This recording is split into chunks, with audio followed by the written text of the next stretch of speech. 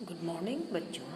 अब से पहले हमने पढ़ा कि कोको चावल की रोटियों को छुपाने के लिए क्या क्या करता है, और जब मिनी उसके यहाँ केले के पापड़ लेके आती है तो उसके बाद क्या होता है। उसने उससे चाय मांगी थी तो उसने कहा ठीक है। तो आगे कोको, हाँ हाँ अलमारी पर है, मैं ले आता हूँ। कोको चाय की केतली और 2 कप उठा लाता है। मिमी 1 कप में चाय डालती है। मिमी, तुम तो चाय पियोगे नहीं, पेट भरा होगा। कोको, स्वागत स्वागत मैंने आपको पहले बताया था, अपने आप से बोला। मेरा पेट भूख से गुड़गुड़ कर रहा है, भगवान करे मिमी को यह गुड़गुड़ सुनाई ना दे। मिमी, पापड़ खाते हुए कैसी आवाज़ है। कोको, आवाज़, कैसी आवाज़। मिमी, हल्की सी गड़गड़ाने की आवाज़। यह फिर हुई, सुना तुमने। कोको, यह हमारे घर में चूहा घुस आया है, वही यह आवाज़ करता है। दरवाजे पर दस्तक, दरवाजे पर फिर से खटखटाहट होती है। कोको, कौन। तिनसु, मैं हूँ तिनसु। कोको उठने लगता है।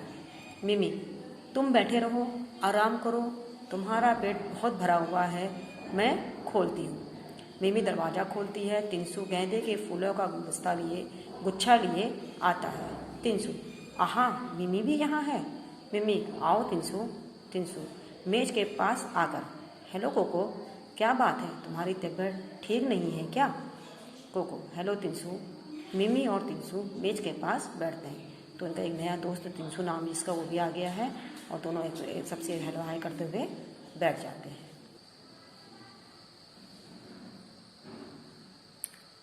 मिमी, तिनसु, वह ठीक है, बस नाश्ते में चावल की रोटियां ज़्यादा खा ली हैं। तो तिनसु कह रहा, केले के पापड़ों के तो देख कर, आहा, केले के पापड़। मिमी, मैं कोको के लिए भी लाई थी, लेकिन चूंकि उसका पेट एकदम भरा हुआ है, तुम इन्हें खाने में मेरी मदद करो। तिनसु, नेकी और पूछ पूछ, तुम्हारी माँ गांव में सबसे बढ़िया पापड़ बनाती है। तिनसु एक पापड़ उठाकर खाने लगता है। मिमी उसके लिए कप में चाय डालती है। मिमी कप देकर, यह लो, चाय के साथ खाओ। चाय की चुस्की लेकर होंठों पर जीभ फेर कर, बहुत बढ़िया चाय है, मेरी खुशकिस्मती है जो यह इस वक्त यहाँ आ गया। तिनसु कह रहा, अरे वाह, मैं बहुत अच्छा टाइम पे आ गया हूँ, मुझे खाने को केले के पापड़ भी मिल गए हैं और साथ में चाय भी मिल। कोको, स्वागत, तुम्हारी खुशकिस्मती और मेरी बदकिस्मती। कोको उसकी बात सुन के कह रहा, तुम्हारी तो खुशकिस्मती है, लेकिन मेरी बदकिस्मती, ना तो मैं चावल की रोटी खा पाया, ना मुझे केले के पापड़ में मिले। मिमी और तिनसु एक एक पापड़ खा लेती हैं और मिमी दूसरा उठाती है। मिमी, यह लो तिनसु, एक और खाओ। तिनसु, नहीं, मेरे लिए तो एक ही काफ़ी है। मिमी, आधा तो ले लो, आधा मैं खा लूँगी, एक कोको के लिए रहा, शाम को खा लेगा। तिनसु, तुम जोर डालती हो तो ले लेता हूँ। कोको, स्वागत, चलो, एक तो मेरे लिए छोड़ रहे हैं, मैं भूख के से मरा जा रहा हूँ। तिनसु, यह आवाज़ कैसी है। यहाँ मिमी बता रही है कि यहाँ एक बहुत बड़ा चूहा घुस आया है। कोको कहता है, यह वही आवाज़ है करता है। तिनसु, ऐसा लगा है कि किसी का पेट भूख से गुड़गुड़ा रहा है। तिनसु और मिमी पापड़ खत्म करते हैं। मिमी, अच्छा, ये फूल कैसे हैं। तिनसु, ओह, मैं तो भूल ही गया था, मेरी माँ ने कहा है कि कोको की माँ ने कल दुकान से एक गुलदस्ता खरीदा था, उन्होंने ये फूल उस फूलदान में रखने के लिए भेजे हैं। इधर उधर देखता है, उसे अलमारी के ऊपर फूलदान दिखाई देता है, वह रहा फूलदान अलमारी पर। मिमी, मुझे दो, मैं इन्हें फूलदान में रखाती हूँ। तिनसु उसके हाथ में फूल देता है, वह उठने लगती है। कोको, नहीं नहीं मिमी, मिमी तुमने मुझे डरा ही दिया, क्या बात है। कोको, ये फूल मेरी माँ को इस फूल से एलर्जी है, जब भी वह यह फूल देखती है उसके जिस्म में फुंसियाँ निकल आती हैं, जिस्म माने शरीर में। तो कहने लगा, अब उसने वहाँ पे अपनी चावल की रोटियाँ छुपाई थी फूलदान के पास, तो फिर से झूठ बोलने लगा कि नहीं नहीं, ये फूल अगर आप वहाँ रखोगे तो मेरी माँ को इनसे एलर्जी है और उनके शरीर में फुंसियाँ हो जाती हैं।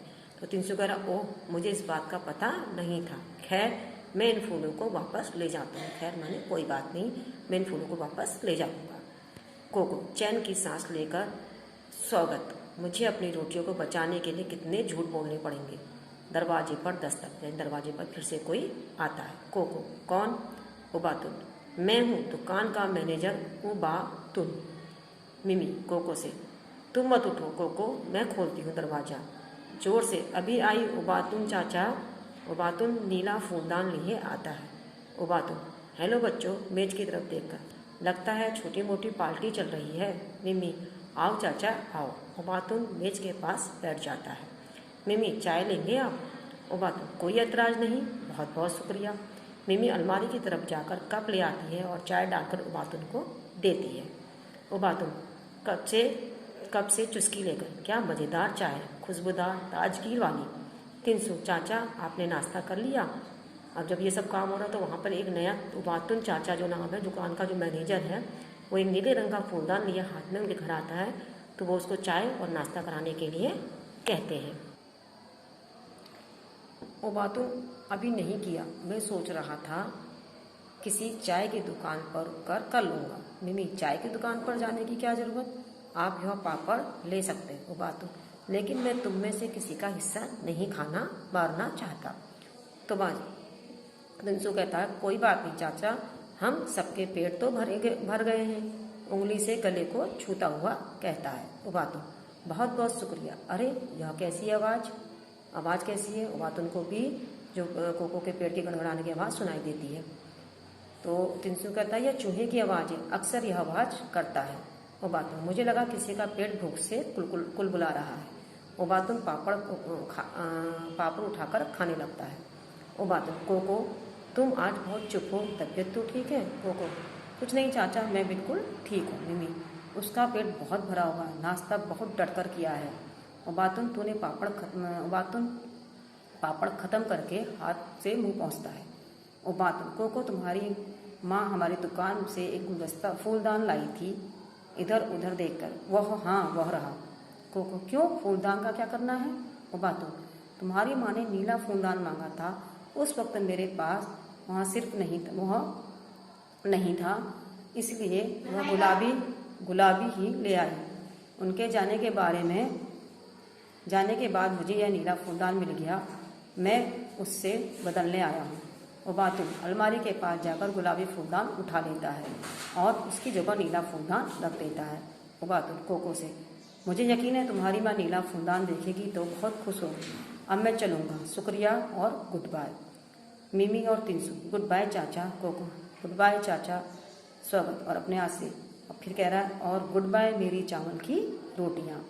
इसका पीओंग हिंदी लिखी है और उसका अनुवाद जो कि हिंदी में किया है मस्त राम कपूर जी ने किया है। तो इतने चावल की रोटी को बचाने के लिए उसने इतने झूठ बोले, इतनी मेहनत करी, उसके बाद भी चावल की रोटियां जो है उसको खाने के लिए नहीं मिली। एक नाटक के तौर पे था, इसको पढ़िए और एंजॉय कीजिए। अब इसकी बुक एक्सरसाइज देखते हैं। इसकी बुक एक्सरसाइज में लिखा है मंच और मंचन। कहते हैं कि मंच कैसे होता है, जो आपने शुरुआत में पढ़ा कि कमरा था, उसकी तैयारी कैसे की जाती है उसके बारे में लिखा हुआ है। कमरे में नीचे लिखा है नाटक की बात, कि नाटक में जो चीज़ें होती हैं वो क्या कहते हैं। जैसे नाटक में हिस्सा लेने वालों को हम पात्र कहते हैं, मैंने आपको बताया था। जिन पात्रों की भूमिका महत्वपूर्ण होती है वे मुख्य पात्र रहते हैं। सबसे महत्वपूर्ण कौन है इसमें? जैसे कोको सबसे मुख्य पात्र वही, क्योंकि सारी कहानी उसी से शुरू होती है। और जो उसका साथ देते हैं, जिनकी महत्वपूर्ण भूमिका नहीं होती, उन्हें गौड़ पात्र कहते हैं। बताओ इस नाटक में कौन कौन मुख्य और गौड़ पात्र हैं। पात्रों को जहाँ बोलनी होती है उसे संवाद कहते हैं, यानी डायलॉग, जो आप देखते हो दूसरे से बोलने के लिए जो बोले जाते हैं। क्या तुम किसी एक परिस्थिति के लिए संवाद लिख सकते हो? इसके लिए तुम टोलियों में भी काम कर सकती हो। उदाहरण के लिए खो खो या कबड्डी जैसा कोई खेल खेलते समय दूसरे दल के खिलाड़ियों से बहस की कोई एक आप बातचीत करके संवाद के तौर पे कर सकते हैं। क्या कभी आपने कोई चीज़ या बात दूसरे से छिपाई है या छिपाने की कोशिश की है, तो उस समय क्या क्या हुआ था? आपको भी कोई बात छिपानी पड़ी, जैसे चावल की रोटियों के लिए, तो आपने झूठ बोला, क्या करा, क्या परिस्थिति थी, आपसे पूछा गया। कहते हैं एक झूठ बोलने के लिए 100 झूठ बोलने पड़ते हैं। क्या तुम्हें यह कहानी पढ़कर ऐसा लगता है? कहानी की मदद से इस बात को समझाओ। ये बात सही है कि अगर आप झूठ बोलते हो तो उसको छिपाने के लिए आप कई झूठ और बोलते रहते हो, कहीं पता ना चल जाए। इसलिए कहते हैं कि एक झूठ बोलने के लिए 100 झूठ और बोलने पड़ते हैं। ये बात सही है, इसको आपको क्वेश्चन आंसर के रूप में समझा दिया जाएगा। अगला है इसमें एक चावल कई रूप। इसमें लिखा है कि चावल की रोटी आपने बनाया, तो आपने चावल से और भी बहुत सारे चीज़ें खाई होंगी, वही चीज़ें बनती चावल के अलग तरीके से उसको भिगा के, पीस के, या कई चीज़ें से। तो ये कहा है कि पता लगाओ कि अलग अलग देश में किस तरीके से इसको बना। भारत में तो ये चीज़ें बहुत होती हैं, तो आपके आसपास या घर में पता करो चावल का क्या क्या बनता है। नंबर 2 में दिखा अपनी तालिका में से चावल से बनी कोई एक खाने की चीज़ बनाने की विधि पता करो और उसे नीचे दिए गए बिंदु के हिसाब से लिखो। तो कह रहे हैं कि अगर आपको है तो इसको आपको रफ कॉपी में करना कि कोई चावल की सामग्री आपको बनानी है, चावल की रोटी बनानी है, चावल की पीसी आटे की रोटी बनानी है, या चावल बनाने हैं, मतलब भात जिसको कहते हैं, तो उसके लिए सामग्री मैंने क्या क्या चीज़ की ज़रूरत होती है, पहले से क्या तैयारी करके रखनी पड़ती है, उसको बनाने की विधि क्या है। आप कोई भी एक डिश बना करने की तैयारी अपनी रफ कॉपी में कर सकते हैं और कर लीजिए आप। अगला है तीसरा, कोको के माता पिता धान लगाने के लिए खेतों में गए। कोको कोई माँ ने उसके लिए चावल की रोटियां बनाई।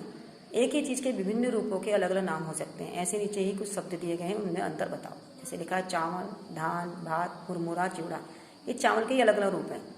चावल के जो है धान है, सबसे पहले जब चावल होता है उसको धान कहते हैं। उसको जब माड़ा जाता है तो उससे चावल बनते हैं, उसको पकाया जाता है, भात बनता है, उसे भिगा के कूटा जाता है तो उससे मुरमुरा और चिवड़ा बन जाता है। ऐसी साबुत दाल, धुली दाल और छिलका दाल।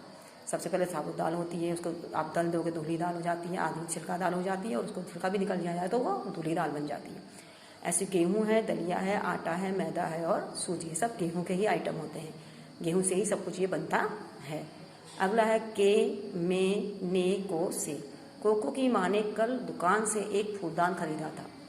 ऊपर लिखे वाक्य में जिन शब्दों के नीचे रेखा खींची है वे वाक्यों में शब्द को आपस में संबंध बताते हैं। नीचे एक मज़ेदार किताब अनारकों के 8 दिन का एक अंश दिया गया है। उसके खाली स्थान में इस तरह के शब्द लिखो। नीचे एक छोटा कहानी का एक पैराग्राफ है जिसमें आप सही जगह पर आप पढ़ते हैं। जब भी कोई पैराग्राफ आप पढ़ते हैं, कहानी पढ़ते हैं, तो में, के, ने, को, से, इस तरीके से शब्दों जोड़ने वाले जो शब्द होते हैं वो जरूर होते हैं। तो आपको इसी तरह नीचे जो लिखा है खाली स्थान जो भरें, यहाँ पर बुक में ही इन शब्दों अक्षरों का इस्तेमाल करते हुए आपको यहाँ पे शब्दों को भरना है। जैसे लिखा अनार को एक लड़की है, घर मैं आएगा या ते आएगा या के आएगा, यहाँ पे क्या आएगा आप सोचिए। घर में लोग उसे अन्ना कहते हैं, तो जनरल वाले यहाँ पे मैं आएगा, घर में लोग उसको अन्ना कहते हैं।